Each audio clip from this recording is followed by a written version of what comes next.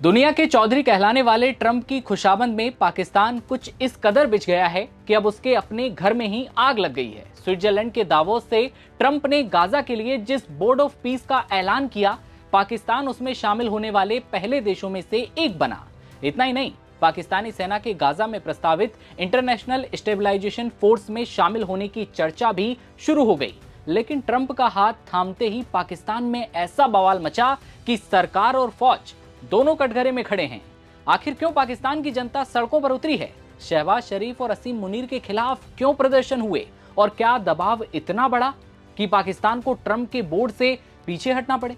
नमस्ते, नवभारत टाइम्स आप देख रहे हैं, आपके साथ मैं दिव्यांशु राठौर। ट्रंप के बोर्ड ऑफ पीस में पाकिस्तान की एंट्री के बाद देश में एक ही मैसेज गया कि शहबाज शरीफ और आर्मी चीफ आसिम मुनीर फिलिस्तीनियों को धोखा देकर इजराइल के साथ खड़े हो गए हैं। मतलब फिलिस्तीनियों के साथ बेवफाई।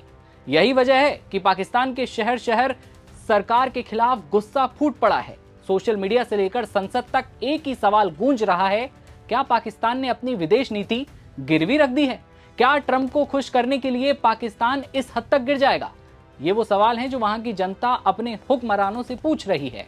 पाकिस्तान में ये मैसेज गया है कि शहबाज शरीफ और आसिम मुनीर फिलिस्तीनियों को धोखा देकर इजराइल के साथ खड़े हैं।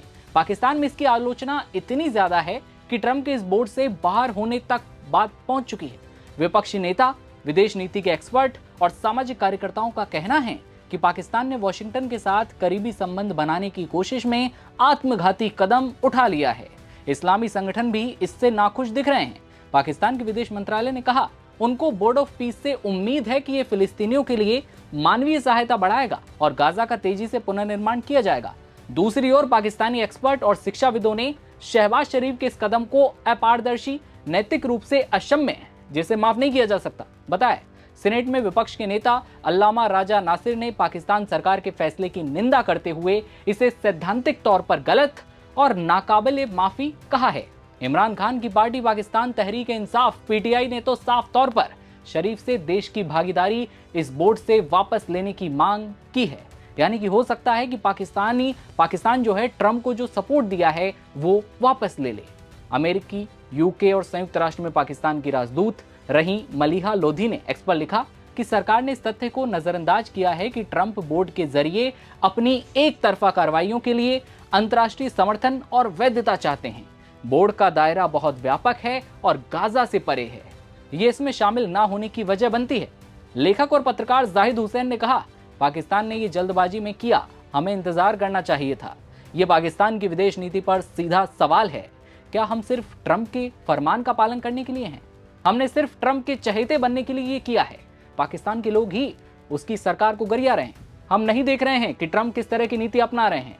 पाकिस्तान का बोर्ड ऑफ पीस में शामिल होना शहबाज शरीफ और मुनीर की ट्रंप प्रशासन को रिझाने की कोशिशों की कड़ी में एक नया कदम है और ये पाकिस्तान की जनता समझ चुकी है। वो लंबे समय से ये कह रहे हैं। इन कोशिशों में ट्रंप को भारत से सीजफायर का श्रेय देने के लिए उनके लिए नोबेल की मांग तक शामिल है।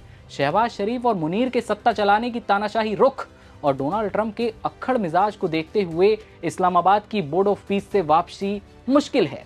ऐसा कदम भी शरीफ की जो परेशानियां हैं उन्हें बढ़ाएगा। साफ है, ये मामला आसानी से शरीफ और मुनीर का पीछा नहीं छोड़ने वाला, क्योंकि एक तरफ अपने ही देश की जनता है तो दूसरी तरफ है दुनिया के चौधरी साहब ट्रंप। अब ये देखने वाली बात होगी, क्योंकि पाकिस्तान की सरकार अपने ही देश में घिर चुकी है। क्या अपडेट आते हैं ये देखते हैं। खबर पर आपकी क्या राय है कमेंट सेक्शन में बताइए और आप देखते रहिए नवभारत टाइम्स। नमस्कार।